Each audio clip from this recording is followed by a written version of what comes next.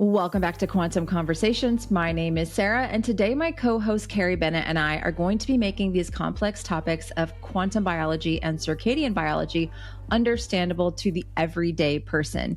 Thank you so much for tuning in. We ask that if you are listening on audio only, that you take a moment to leave us up to a 5-star review. And if you're on YouTube, leave us a like, leave us a comment. It will help to get the show out to more people.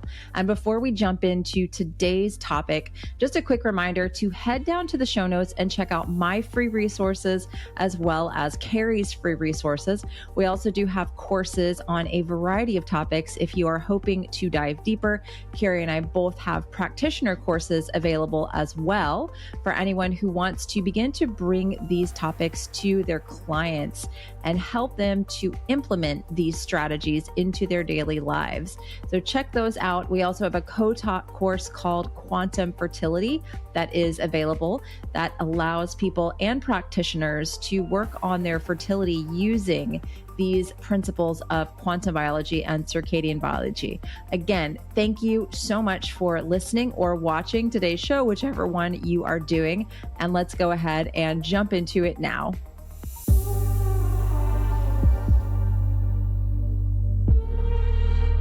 Hello, everyone. Welcome back to Quantum Conversations. We are so excited that you're here.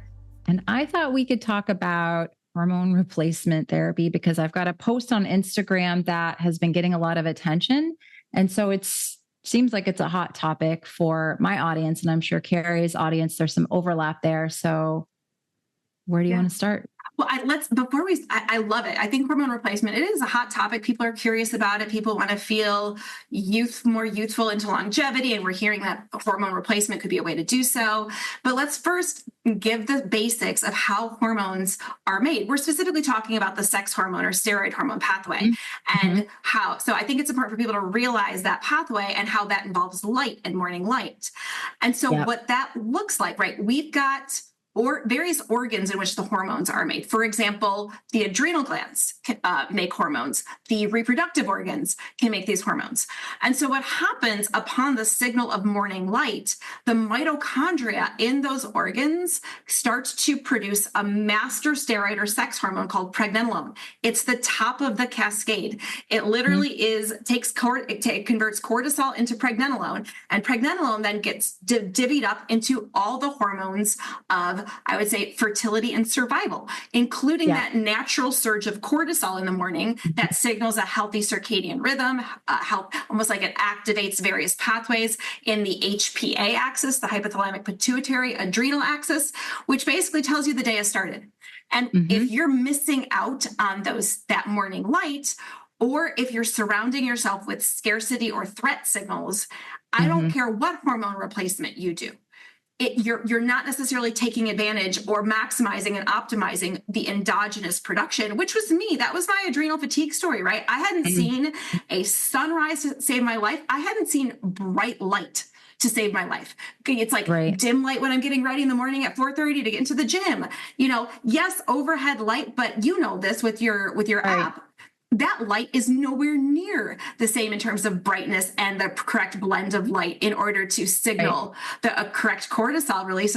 So that's why my cortisol flatlined. That's why all my reproductive hormones flatlined, libido tanked, all of those things. And it was because of light. So had I started thinking, oh, well, let me just use hormone replacement in this instance, I don't think I would have gotten, and well, I tried DHEA, right? Let me put it this way. I tried DHEA. I tried all those types of the adaptogens that are supposed to optimize cortisol, and they didn't affect anything. So light for me is still the foundation. And that is why then if you want to chime in, then secondarily, just to lay this foundation, artificial light at night really messed with me because even though I had kick off that whole pathway again. Exactly. And so that's why at night I had insomnia, right? I was Mm-hmm. chronically fatigued, flatline cortisol during the day, but I couldn't go to bed to save my life and actually get Right. legitimate sleep because I saw this artificial light at night via screens, mostly screens and overhead lights. And so the Mm-hmm. cortisol surged again. And that led to the symptoms where I thought I have estrogen dominance. I've got symptoms of Yeah. estrogen dominance, right? Because estrogen will surge at the wrong time of the day because it thinks the day has started again. And certainly then you'll have all of these hormone imbalance symptoms. And I know you experienced something very similar. Well, and the thing about estrogen dominance is like what you just said, if you look at the research on artificial light at night in cancer and breast cancer in particular, which is an estrogen fueled cancer a lot of the time, what's going on? There's a huge correlation between artificial light at night and a hormone fueled cancer where estrogen is out of balance. It's unopposed in the body. And so this is a connection a lot of people still aren't making. They're still down the path of like adaptogens, herbs, and HRT and dim or whatever. Yeah. Dim. And not to say that those things don't have any utilization or they're not helpful for anyone at all, but they're not getting to the root. And I saw this doctor, functional medicine doctor with like 300,000 followers doing a reel yesterday on Instagram about adrenal fatigue and saying, oh, it's not a fatigue issue. It's just that and I was like, I'm like, yes. And like, it's the signaling has been lost. The signal is lost. I'm like, yes. Yeah. And then she goes into a list of adaptogens and I'm like, oh, you were so close. You just missed the whole friggin' point. Because and that's still the dominant conversation. And it's still the thing people will ask me is like for a supplement list. And not to say that I don't ever say, hey, you might want to try some rhodiola. You might want to try some ashwagandha. Yeah. But if you're not addressing the mitochondria, I said this on my post on Instagram, it's like pouring water into a leaky bucket and you're not probably going to get what you want from it, or you may feel better temporarily. And then it backlashes on you. And I just did a live stream on this on Instagram, so it's kind of fresh in my mind.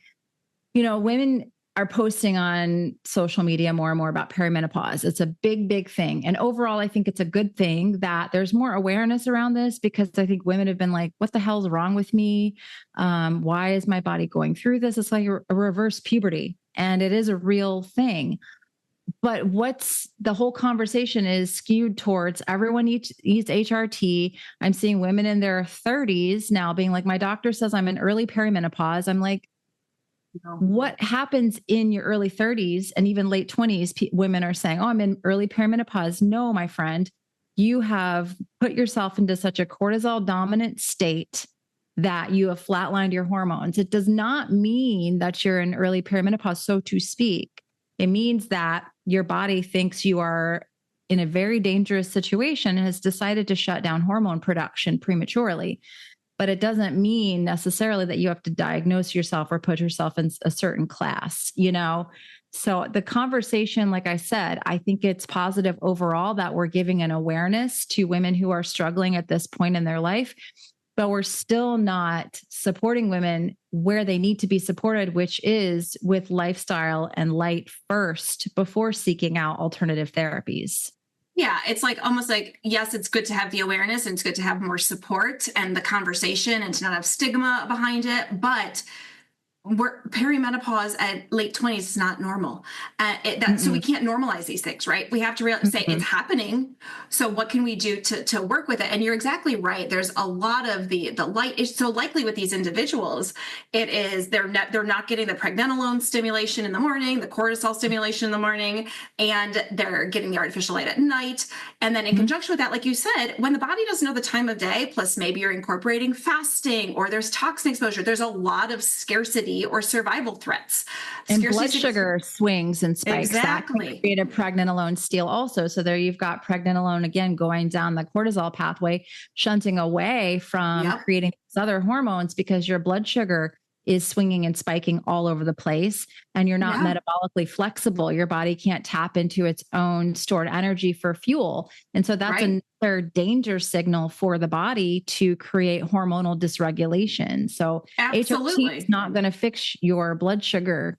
It won't fix your leptin, right? Oh, no. And so like there's some primary hormone signaling that I think really needs to be addressed first, which is why, and unfortunately, I think a lot of these individuals, I think this is the next step in this kind of quest for these individuals, these women, is they say, okay, what's going on with me? And they might seek a certain physician who says, oh, it's nothing, it's in your mind, or, it's because you're coming off birth control, it'll come back, and that never does, because birth control is a whole nother additive That's a to whole this, other topic. Yeah. right? So they go maybe to more of a functional minded physician who will give them a bunch of adaptogens and give them a bunch of nutrients and things like that, which is a step in the next, is not bad per se, but it is so foundational to fix cortisol, melatonin, and leptin first. Yes. So foundational. Yep. And oftentimes as people get into that functional medicine model, they think, oh, nutrition really matters, which it does, right? We don't want you eating McDonald's and ho-hos and ding dongs, right? But what I see, Sarah, and I bet you see this too, it's, oh, let me try keto and let me keto harder. Let me try fasting and let me fast harder. Let me try cold plunging and let me cold plunge harder. And those add up to scarcity and scarcity signals and threats as well. Yeah, I see the women, especially in this hormonally sensitive time of life, they do, and this happened to me, you go keto, you try to put yourself into full-time ketosis, and initially you see an inflammation drop. So you think, oh, this is magic. Like, this is awesome because it works initially, but quickly, because your body's not metabolically flexible, because you don't have the proper light and dark signals, because your body doesn't know what time of day it is, what time of year it is, it backfires and it becomes a scarcity signal, and people end up gaining weight. They have a metabolic slowdown, the thyroid slows down, and you're in a worse off situation. You're like, now I'm not even eating any dang sugar, but I'm gaining weight and I'm inflamed, and I don't understand why this diet works so good for all these other people on the internet, but it doesn't work so well for me. And it's very common. That's typically my female that comes to me is like, I did keto and it backfired on me. And what did I do wrong? And I'm like, that's just not the right approach. That's not really where I never start anybody on keto anymore, unless they're like, I have cancer or epilepsy. Okay, then we probably need to go more towards a ketogenic approach. But I typically never start people on a ketogenic approach anymore because it's very reason. Okay. And I'm not ready to share this publicly, but I'm working on, I'm not going to tell you what exactly I'm working on with, but I am finding the approach of nutrient loading people allows their metabolism to come back online because, and I haven't tested leptin enough to know if this is the case, but their body says, oh, there's so many nutrients available, as opposed to ketoing harder or fasting harder.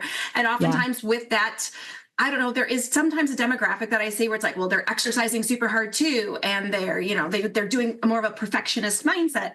But what I'm finding is when backfires. What I'm finding though, is when you flood the body with nutrients, that's when the body is just like, oh gosh, everything is here that I need. Why am I holding on to this excess weight? I can clear that inflammation. I can start to get rid of toxins that are stored in the body fat, and that the regulation process starts to come back online. And that's been that's been really humbling for me because it's just a different approach to this. But interesting to say that the nervous system and scarcity signals absolutely matter. So if you get your light right, but your nervous system is regulated and you're still signaling scarcity, that light, you don't have the nutrients or the capacity to take that light signaling and transform it into the correct hormone balance that you're looking to see. Yeah. And so that's why I think, like you said, I don't go to keto anymore unless in cases of maybe cancer or epilepsy. I don't go to carnivore anymore, except for maybe cases of UC, Crohn's,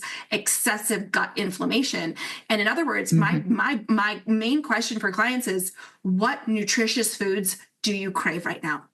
And you and I are dealing with people who are not coming from like a standard American diet, right? We typically have people who have really bridged that gap. They've tried everything, paleo, this, that. They're eating organic, and somehow along the way, they've been taught that a sweet potato is going to harm them, or they were taught that like we talked about last week, apples or grapes or something that's highly nutrient dense that their body is craving and wanting is actually going to harm them. And so they've been avoiding it. And you start to give them permission to eat those nutritious foods. And it's just like, they relax and things come back online. It's just very interesting process. Yeah. And it's so hard to talk about these topics with nuance. Over the weekend, I did a newsletter on who might want to avoid anti-nutrients for small amounts of times. I talked about the different types. I talked about different situations like autoimmune, joint pain, things like that. Those are the people where I'm like, if you've got joint pain, I'm going to take you off oxalates. If you have Hashimoto's, I'm going to take you off of certain things. And so I really spent a long time writing this newsletter, and then God bless my group members. But this morning there was a whole freaking hysteria about sweet potatoes, and what am I supposed to do now? Cause I can't eat sweet potatoes. I'm like, why do you think you can't eat sweet potatoes? Do you have joint pain? Do you have autoimmune conditions? No, I'm just trying to lose weight. Then have a dang sweet potato. I didn't say that. So it's so hard to try to explain this with nuance for people. That's why in my new nutrition course, the quantum nutrition course, I have like a module for autoimmune, a module for thyroid, a module for PCOS, a module for fertility, a module for perimenopause, menopause. And each one of those is like, here's some things you might want to try a temporary elimination diet to see if this is supportive and helps your body, and then each of those conditions, like here's foods to prioritize because of this micronutrients that typically in these specific conditions are low, like a thyroid, typically going to be low in selenium, iodine, and I don't like to megadose supplements. I'd rather try to get it from food first, and so it's just everything is super context dependent. And I feel like it's still hard for people to grasp that. I know a lot of people have brain fog and they've got a lot of stuff going on, but yeah, there are situations like if somebody has a lot of joint pain, I'm going to tell them not to eat sweet potatoes, but most people, I'm not going to stress out about a sweet potato every now and then, Yeah. And sometimes even the nervous system, I find, trumps it because their stress about what they eat is actually creating more of an inflammatory cascade. So yeah, if I know someone has an active autoimmune condition or gut issue, there are certain ways that you proceed. Thyroid, there's certain ways that you proceed. But gosh, I am just telling people, like, my main rules of thumb were hormones to start with are get your light the way we've described it. Give yourself nourishment in the morning, right? Those two things. And then safety. Like that was what I just talked about with exercise. Safety with, so what's a non-stressful, safe, joyous exercise routine? What's a non-stressful, safe application of heat, right? Maybe sauna is too much, but you really love a warm bath with some Epsom salts, right? So it's like, that's exactly how I reframe everything. What makes you feel safe, nourished, supportive, and healthy? And that, if you can start to shift and change your current habits from exercise to sauna to other cold plunging, if you can start to shift and change those by answering those questions, a lot of things fall into place. Yeah. I mean, my advice to women, especially that are going through hormonal shifts, is like control what you can, because I feel like it's almost a cruel joke. Like we have teenagers and aging parents at the same time, and careers. Our careers are typically at a point where and they're busy, very busy, like very full. So your life is super full, yet your adrenals are going to be more sensitive because they're starting to take over more of that hormonal load, right? The hormone production is shifting because we make hormones in our skin and our gut and our brain in other places than just the ovaries. Like we can even make some forms of estrogen in the skin, believe it or not. Sure. But it's shifting. I say shifting rather than like declining and getting rid. It's a shift. And so I say to the people in those situations where you have people pressing in on you is protect your peace in the morning, especially. Do not open up your phone, or if you have to, don't go into any social apps, emails, anything like that, that could like get you like pumping. Hydrate, minerals. I'm outside with my dog walking around in the backyard, grounding, Sometimes I go into my little shed, dip my face into the cold plunge. I will not do a full body in the morning, but I'll dip my face in there, eating breakfast, sitting outside eating. And then maybe my kids get up and get crazy, but like I protect my peace as much as I possibly can and provide my body with the right inputs of light, nutrition, minerals, a little bit of grounding. I do all the things I can do to make sure I'm not starting off my day like in my emails, on social media, bright lights overhead, TV on, the things that most people do unknowing. They don't know that it's like messing things up, jumping in the family group chat. Like my mom was having a conniption about Easter. I didn't even know it was Easter on Sunday, but apparently it is. And there's like family drama going on about it. I'm like, got to have my breakfast. Leave me alone. I'm not dealing with this, but no, you're exactly right. My mornings have shifted a ton, right? From let me wake up at first it was like, let me wake up really quickly and get to my exercise class. And then it was like, let me wake up really quickly and teach my exercise class. And we are like on the same I know. and then, for a while there too, it was, especially with an online business, right? It's like, let me wake up before the kids wake up. Let me 24 hours. I could always be working with my business, always. 100%. And so it's like, and so it was like, let me get up and check out everything. Let me check if there's any comments, anything. And then I was just like, that just was starting to feel really toxic. And so it's like, well, what's the win here? Like, what can I do? Let's say the kids aren't awake yet, or they're just starting to wake up and I want some time. My win on that is I have a hard copy book, a little table lamp. I'll take like you said, I'll take all my, like I got my hydration, my mineral strategy. Like I'll get all that situated and kind of set that up. Doesn't take long anymore. And I will oftentimes breathe the hydrogen, and that's my morning. Even if it's 10 minutes, it feels like, wow, this feels so restorative. And my body, it automatically takes my body out of any sort of stress or scarcity or survival threat situation to have that kind of just nourishing morning routine where I got the light right. And this is before sunrise. I'm still getting my light right with blue blockers. I'm getting so much nutrition and nourishment through minerals and hydration.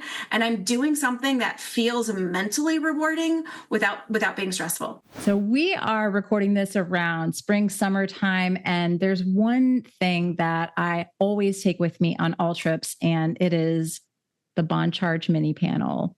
What about you, Carrie? Yeah, it's great. I love it. It's portable, battery operated, super convenient to take with you. I'll use it just, let's say on my back if I feel like I have a little bit of like pain, or my stomach if I'm having digestive issues. It's great actually as ambient light in hotel rooms right? It's perfect a great for that. Little flashlight. Yeah. A great little flashlight. Like if you need to, like, let's say you've got like a couple, like one of those, multi-rooms. It's like, I have to check like what's happening with the family. Or you wake up early and you don't want to disturb everyone because the only lights in a hotel room are just disastrous. And so I find that it's amazing for travel for so many reasons. But then approaching spring and summer here, getting to spring and summer, I love red light therapy as a preconditioner for the skin. And that is such an easy way to precondition the skin on the face, on the chest, on areas that actually get a lot of incidental sun exposure. And so by using red and infrared light therapies on it from the Bond Charge mini panel, you're actually giving the skin and the mitochondria support for enhanced collagen synthesis, improved mitochondrial repair and function. So there's so many reasons why this Bond Charge panel, especially Bond Charge in general, but this mini panel is so convenient for spring, summer, and travel. We love it. So if you want to check out the Bond Charge mini panel or any of their other products, use the code QuantumPod at checkout and save 15%. I think a lot of people, when they hear this type of information or they hear the circadian information, they're like, I can't do that. That's not realistic for me. I can't. And I'm always like, okay, what can you do? How can we flip it so we're thinking about starting your day in a restorative way? What can you control? Yeah, there's certain things like I can't control if one of my kids decides to get up early or is sick, doesn't feel good. He's the bed, whatever, right? There's right. My dog does something stupid. I can't, like, it's just it's life, Right. So what can you do to set yourself up so you're not going into a state where your mitochondria says, we don't need to make hormones.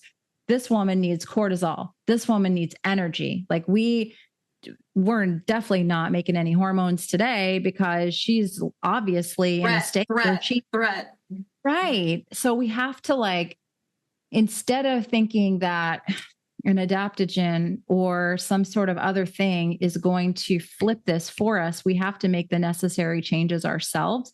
Otherwise, again, the HRT could have the opposite effect. Like everyone talks about progesterone because in perimenopause, eventually you stop ovulating. That is what menopause is. You're no longer ovulating. And so what happens when you're not ovulating? Your body is not making that monthly progesterone the way that it was. And so progesterone is a soothing, calming, So when I want to freaking pull out a machine gun because my neighbor has got 6 leaf blowers going, I'm like, yeah, I don't think I ovulated this month. Right. Progesterone's a little low, right? A little low. And I'm giving myself grace, and I don't own a machine gun for anybody worried about that. But I give myself grace on that. And I'm like, okay, I need to like figure out how to support myself and do the foundations. And I will tell people, I do take some progesterone during my luteal phase. I do. And it doesn't bother me. It actually does help me. But I've seen women that don't do all the foundation, blood sugar's a mess, light signal's a mess. They try the progesterone and they have a paradoxical response. It turns into cortisol. Yes. They can't sleep. They feel even worse. And I've worked with many women that have this paradoxical response to progesterone. It doesn't do what it's supposed to do. And it's like, well, that's a signal that we got to work on something else. Nervous system is dysregulated up the wazoo, right? Yeah. And it's a personal choice as to whether or not a woman wants to utilize hormone replacement therapy. And I stay out of it. I'm not a hormone doctor. I don't prescribe hormones. Me neither. I can't prescribe. I can't change it. But I can observe my client experiences and how they have oftentimes worked with their prescribing physicians to get off of them completely and feel better, much better, as opposed to it always almost felt like a crapshoot. Oh, let's raise it this time a little bit. Let's raise this one. Let's keep this one the same. Let's, it's like, and so I don't know. In my observation, a little bit of, like you said, progesterone. I've had some even some estrogen creams for vaginal lubrication, right? For that type of tissue, so that sexual intercourse feels better. I mean, so again, not prescribing. I can't tell anyone. I'm not anti one or the other, but to think that the only way that we can be healthy postmenopausally is to have all artificial hormones basically hormone replacement, even if it's bioidentical, just doesn't resonate with me. What's the out? How long are you going to be on that? I mean, if it's your prerogative, if you want to be on that till you're 97, I don't care, because it makes you feel good. My grandma was on HRT until she was 97. Well, there you go.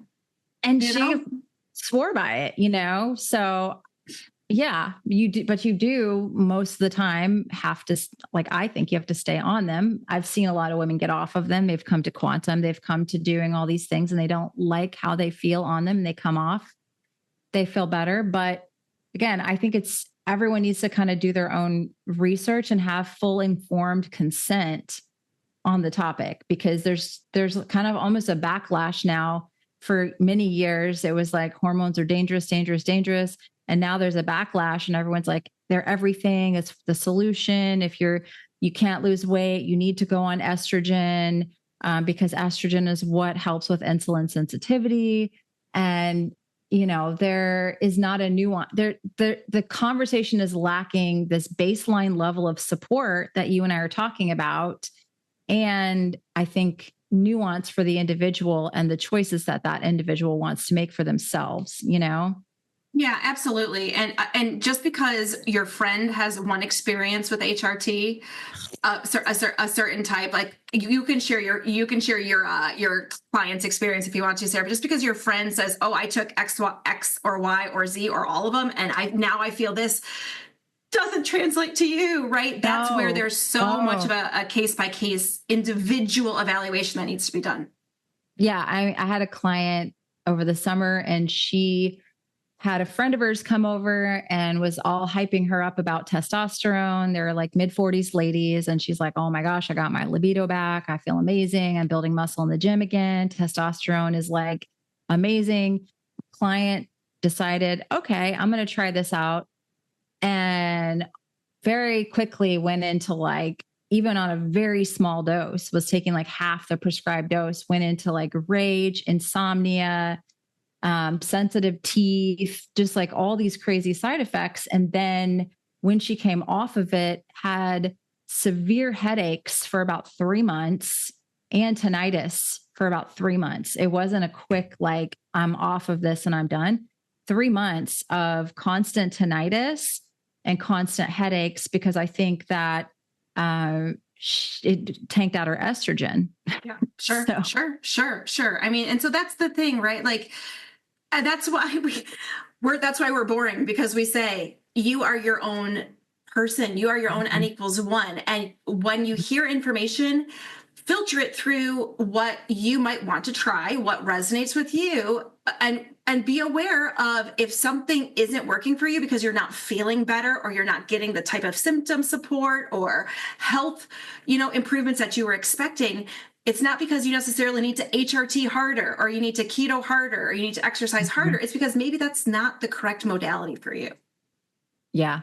I think the foundations are going to be applicable for everyone, whatever you decide to do or not do. I think that if you don't understand this very basic impact of light signaling on basically turning on the HPA, HPG, HPT axes, you don't understand the mitochondria make pregnenolone and that your sense of like danger or safety will influence how well those hormones get parceled or what gets sent to cortisol.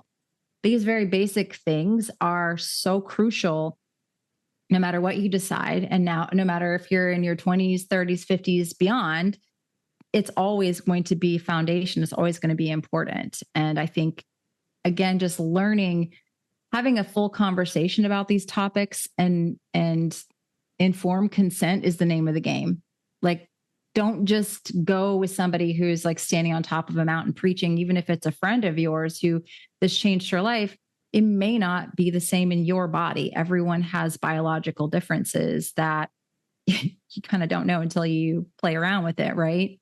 Yeah, absolutely. And again, just going back to the basics, my beyond light, my basics are then minerals, nutrients, hydration, nature, right? Mm-hmm. Like, to me, those should be a bare minimum in place, to get your body back to almost like, okay, what is my homeostasis when I've got those things in place, right? Where am I Mm-hmm. at? And that oftentimes, 99 times out of 100, that just doing those things eliminates so many symptoms or drastically reduces them, that then when you get to that tiny, tiny symptom burden or whatever your symptom burden is that's left, you can be more Mm-hmm. targeted in it. So as opposed to maybe Yeah. doing every HRT that's available, you say, oh gosh, my body might be asking for progesterone in the luteal phase, right? Just like Mhm. you said, because it seems like it's low this month and I want to rage on my neighbor. So Right. I know when I need it. I'm like, oh, that was a little uncalled for.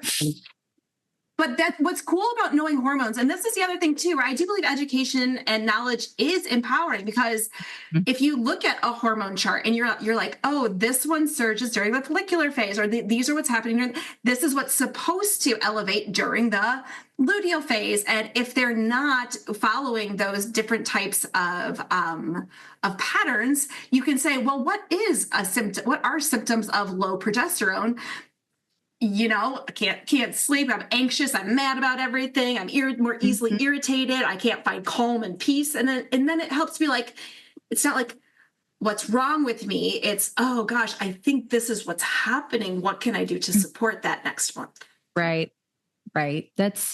And you beware know, of the full moon. We've had some wonky full moons lately. Just be aware. oh my, yes, for sure. That's why I put the moon tracker in the My Circadian app so that you can be, and people will sync up to that cycle too. And that's what I teach in quantum nutrition, is that there's an infradian rhythm that's still innate in women who don't have a cycle, or their cycle is irregular, because that can also happen in those years where those hormones are shifting, where you're not going to be ovulating every month.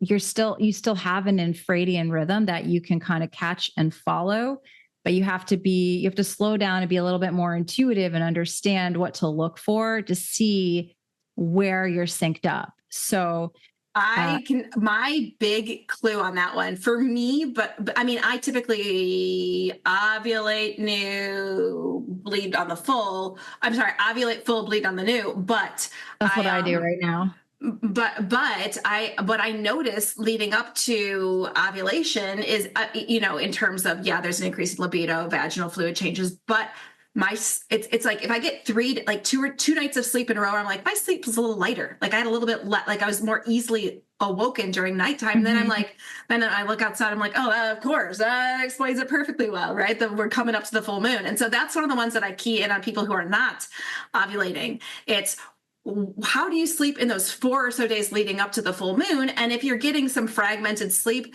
no, it could just be the increase of lunar energies, and how that affects the water and toxins in the body and tries to move them and push and, help somebody to detoxify them, frankly, that could be impacting your sleep. Because that's another one to be like, I had 4 days of, what's wrong with me? It's like, well, maybe it's just a lunar effect that you were unaware of. Yeah. Yeah, there's so many things that affect our bodies just beyond the hormones. I mean, we're beings made of water that are constantly picking up signals, like you always say, or a liquid crystal. We're picking up signals all the time. I had a really interesting conversation with Veronica about the pineal gland. She's so cool. It was so fun. Like, I can't wait to put that out on my podcast. But this whole connection of the pineal gland in our health and our intuition and these cycles syncing up is huge. And a lot of people are living a lifestyle that is creating calcification and furthering this lack of intuition, this need to outsource everything and not look at things in a nuanced way because of this, calcification. It's like their receiver is clogged up essentially. So there's so much to it. There's a lot of things that are disconnecting us from intuition, spirit, and source these days. And that's one of those ones where I was talking, I think, one of my mom friends about this the other day.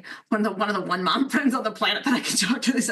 And it was just like, wait, so there's fluoride in the water, there's non-native EMFs, there's social media, there's divisiveness. It's like I just look at all the layers of what's potentially disconnecting us from our true connection, right? Yeah. And it's that's a whole conversation in and of itself. That's for sure. There's a lot there. There's a lot. I mean, we could talk all day, and I'm sure people that listen are definitely on that wavelength as well. So yeah. So I mean, just be aware that if you don't feel like you're connected to your intuition, just be aware of what might be, disconnecting you, whether it's social media or that pineal calcification is real. It absolutely is real. And it's not and Veronica and I dive into this more on the podcast. So make sure you're subscribed to my podcast on Sarah Kleiner Wellness. It's not woo-woo esoteric. There's actually PubMed, Harvard, it's like real science around this topic. So that to me is like, okay, because everyone wants to, it's easy to dismiss it because of its esoteric leaning, right? It's easy to dismiss it as, for me, I'm a, me, and I know you're the same way. Anything that now is being dismissed as woo or, censored, or I just want to know more. Sign me up. Right. I'm officially more curious. Here we go. Let me do my own deep dive. Right. 100%. Yeah. Awesome. Well, do we want to leave anything else with the conversation, or I guess we can discuss further, but yeah, I mean, the name of the game is you are you, but there's a lot of foundations that we would suggest somebody's put in place just for health in general, but especially for hormone balance and hormone regulation. And then what do adaptogens look like? Then what does potentially hormones look like when you're working with your practitioner on these things? That's how we would layer those on. And do be aware that if something, whether it's hormones, adaptogens, a diet, an exercise regimen, if it's doing the opposite of what you wanted it might not be your fault. It is not your fault. I'm going to tell you this right now. It could just be, it's not the modality for you. It's not for you. Don't blame yourself. Right. Yeah. I love that, because so many women and people in general, they just want to blame themselves if something's working really, really amazing for these people, but not for them. It's probably a bioindividual response. So don't stress about it. There's other things you can do. There's other things you can try. You're not at a dead end. And can I say something on that, Sarah, really quickly? Because oftentimes when someone goes from something like keto, they bounce to the other end, which is like pro-metabolic. And I always tell people, try to find the happy medium first, right? Before you try to bounce from one extreme to the other. And those extremes, like you said, they have healed people. They can be highly beneficial for people. But if it's not working for you, don't go from one to the other. Try to be somewhere in the middle and kind of work through that middle zone and find the best version of the middle zone for you. Yeah, exactly. I love it. Well, we're open to discussing more on the topic, but I think it's a good conversation to put out there, and to again emphasize that we are not doctors, we're not hormone prescribers. I am not taking a hard stance against it, even though people kind of want me to. They want to get me to take a stance for or against it. I'm not going to do that. I don't feel like it's my place to do that. Well, we are in the gray zone with everything, because we work with enough people to realize the gray zone see both sides. I see all sides. Like I see, oh, this is awesome. This person had a life-changing experience in a good way. Right. This person had a life-changing experience in a bad way. Right. So why would I say, oh, I'm just going to go with this one? It's not a fair assessment. So yeah, more on the conversation, more on the topic in the future, but just for now, we'll leave it at that. And we'll see you next week.